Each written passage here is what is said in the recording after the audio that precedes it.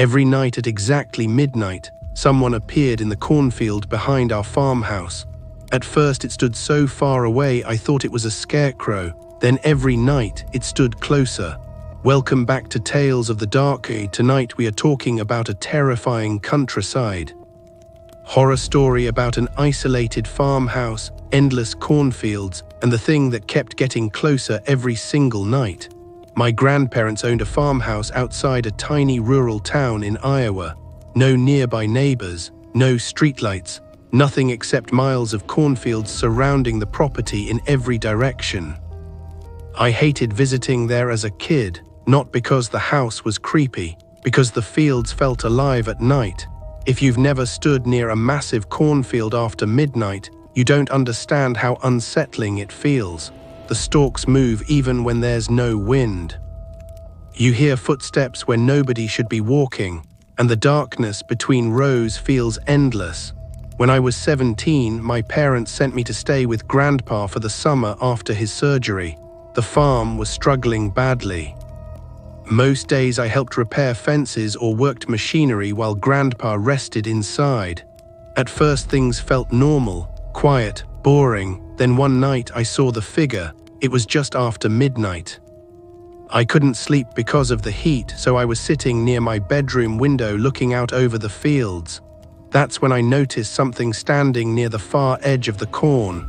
A person, tall, completely motionless, too far away to see clearly. I remember assuming it was one of Grandpa's scarecrows, until it moved, not walking, just suddenly standing somewhere else. Closer, I froze immediately. The thing stood halfway between the field and the house now, still completely motionless. I stared at it for nearly 30 seconds before convincing myself I was imagining things. Then Grandpa suddenly spoke behind me. "Don't look at it." I nearly screamed. He stood in the bedroom doorway, pale as death, staring toward the window. "What is that?" I whispered. Grandpa slowly shut the curtains. "Doesn't matter." His voice sounded terrified. "Just don't watch it." That response disturbed me more than the figure itself. I followed Grandpa downstairs, immediately asking questions, but he refused to explain anything. He only repeated 3 rules over and over. Never whistle at night. Never go into the fields after midnight. And if you see someone standing in the corn, pretend you didn't. The next morning I tried bringing it up again. Grandpa ignored me completely, but later while eating breakfast I noticed something strange. Every window facing the cornfields had been nailed shut from the inside. That night I stayed awake intentionally. Around 11:58 p.m. the dogs started growling outside. Low, nervous growls, then suddenly silence. No insects, no wind, nothing. Exactly at midnight, I looked outside again. The figure was back, closer this time. Standing near the old wooden fence behind the barn, tall enough that its head rose above the corn slightly. And despite being too far away to see details, I knew it was facing the house. Watching, my stomach twisted immediately. Then something even worse happened. The figure tilted its head slowly, like it knew I was looking at it. I stepped back from the window instantly. Then from downstairs I heard Grandpa lock the front door. A second later he yelled upward, "Get away from the windows." The fear in his voice sounded real. Panicked, I closed the curtains immediately. Then came the sound, rustling from outside the house, not wind through crops. Footsteps moving through corn, slow, deliberate, circling the farmhouse. I barely slept that night. The next morning I found muddy footprints outside my bedroom window. Huge footprints, too long, too narrow. Almost human, but wrong somehow. And beside the footprints, one corn stalk had been twisted into the shape of a person. That evening I asked Grandpa directly what was happening. For several seconds he stayed silent, smoking on the porch while staring toward the fields. Then quietly he said, 30 years ago a boy disappeared out there. The air suddenly felt colder. Grandpa explained that back in the 1980s a local teenager named Eli vanished while working late in the fields during harvest season. Police searched for weeks. They never found a body, but after the disappearance, farmers around town started seeing someone standing among the corn at night, always motionless, always watching.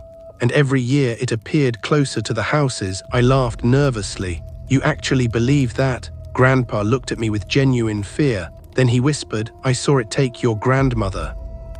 Silence. The porch suddenly felt freezing cold. "What?" Grandpa's eyes stayed fixed on the cornfields. "She heard someone calling her name outside one night." His voice cracked slightly. "She thought it was me." The wind suddenly moved through the corn behind us, long waves shifting beneath moonlight. Then Grandpa quietly added, "But I was asleep beside her." I didn't sleep after Grandpa told me what happened to Grandma. Every sound the farmhouse made felt wrong afterward. The old wooden walls creaking, the pipes groaning, the corn rustling outside beneath moonlight. And somewhere far out in the fields, something whistled, soft, slow, almost human. I froze in bed instantly, because Grandpa's first rule suddenly replayed inside my head: never whistle at night.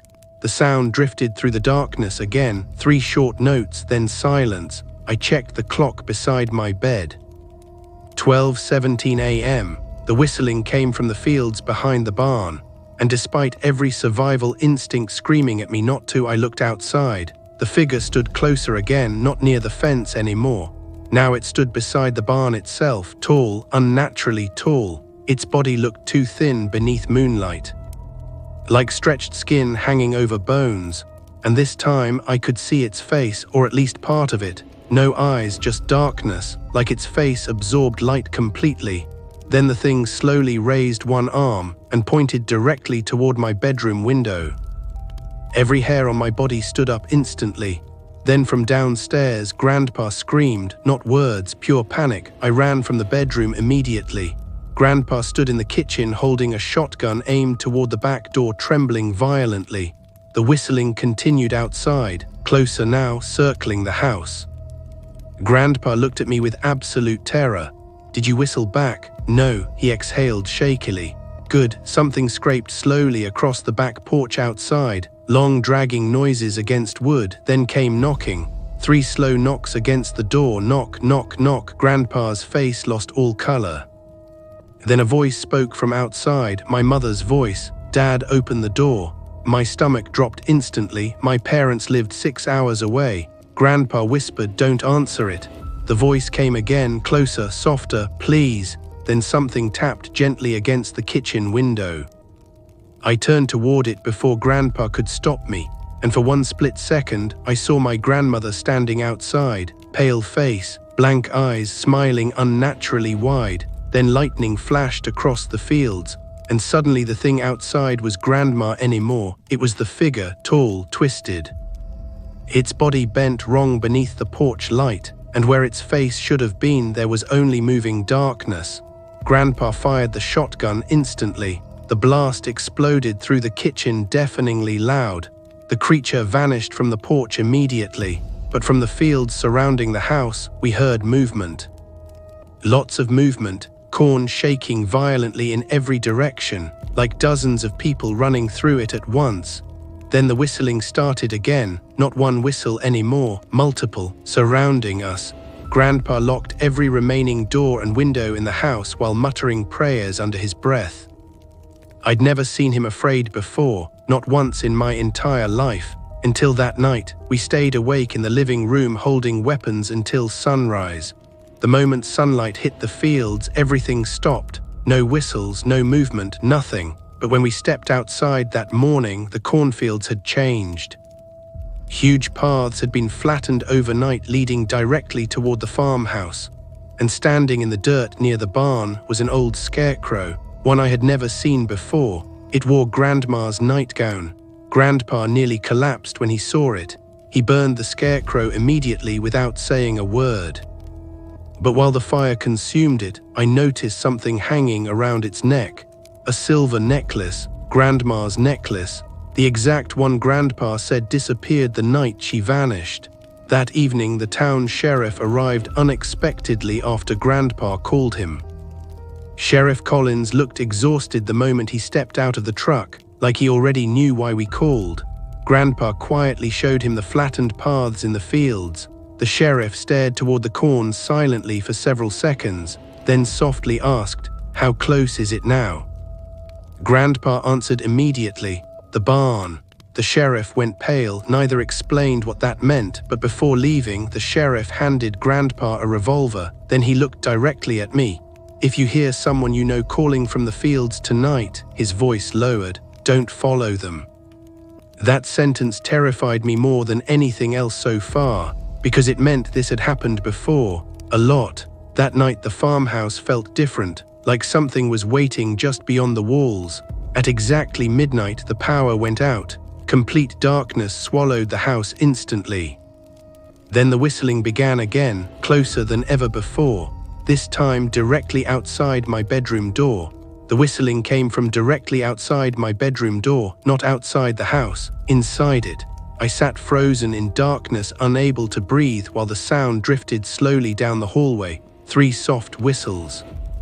Then silence. The farmhouse floorboards creaked. Something was walking upstairs. Grandpa shouted from downstairs immediately, "Don't open your door." His voice sounded panicked. Then the thing in the hallway stopped moving. For several seconds, nothing happened. Then my mother's voice whispered from the other side of the door, "Honey."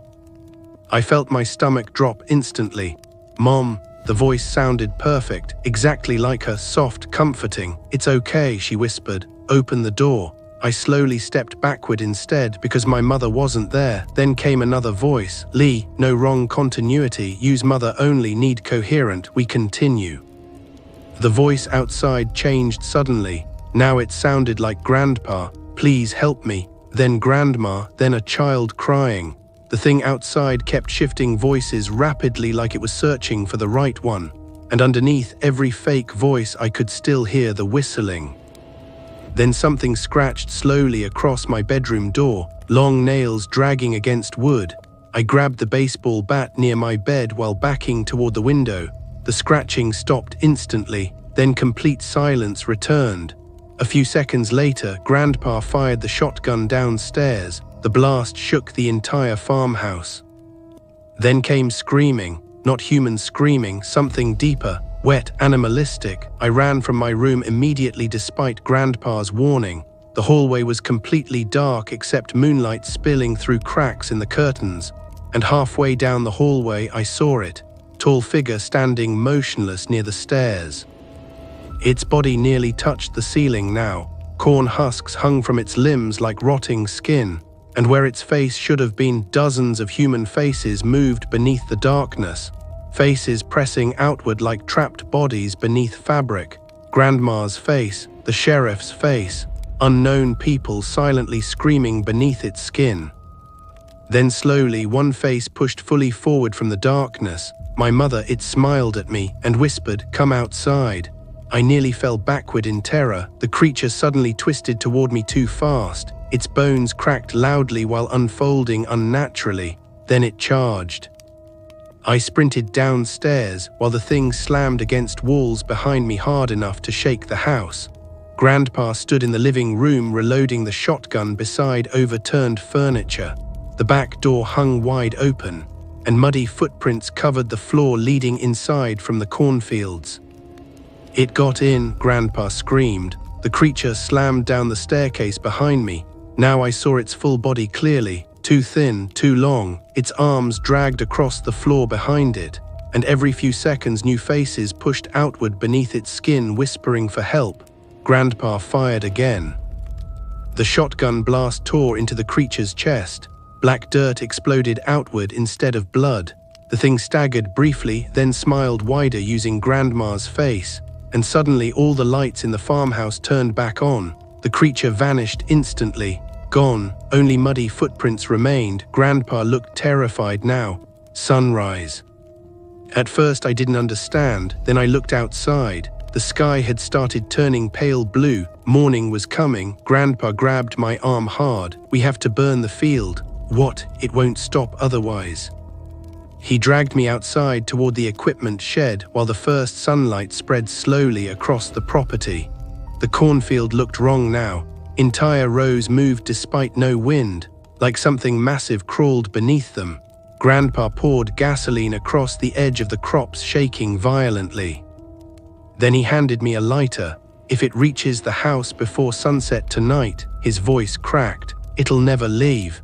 The movement inside the corn suddenly accelerated toward us, fast. Rows bent violently as something enormous rushed through them directly toward the farmhouse.